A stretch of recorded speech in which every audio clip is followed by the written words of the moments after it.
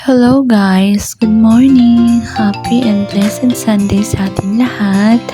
Ngayon ko lang pala ito na-edit yung full vlog na ginawa ko, yung na-post ko nakaraan hanggang doon lang. Pero for today's vlog, ito na yun ang full video niya guys. Ayan, makikita niya naman yan. Nag-uuna tayo ng luya, sibuyas at bawang. Ipapagilid lang natin yan. Tapos ilalagay na natin itong atay ng manok na 1 kilo lang. Bali, tinago ko nga pala yung iba dyan. Nirep ko lang.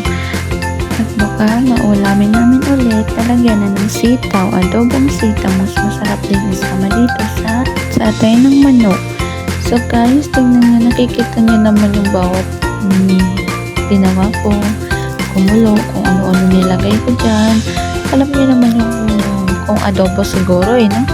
Naiinis nga ako pag nagbo-voice overs ako guys kasi malapit kami sa kalsada tapos at yung tunog ng mga dumadaan ng motor, truck, kotse or whatever kung ano yung tunog nila dyan, lalo na yung mga lasing na nagtanda-drive. Oh my god, tapos ang lakas na nila magpapaano ng tapos ng motor nila. Grabe. Kita nyo naman talaga. Diba alam nyo yun guys?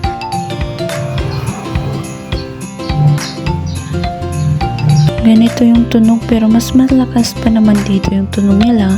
Kasi ngayon nandito ako sa loob ng kwarto at nagbo-voice overs. Ayan guys, luto ng ating adobong atay ng manok. Sarap na. Nalagyan ko ng nalutong egg na. Okay guys, thank you for watching and I hope you like and enjoy.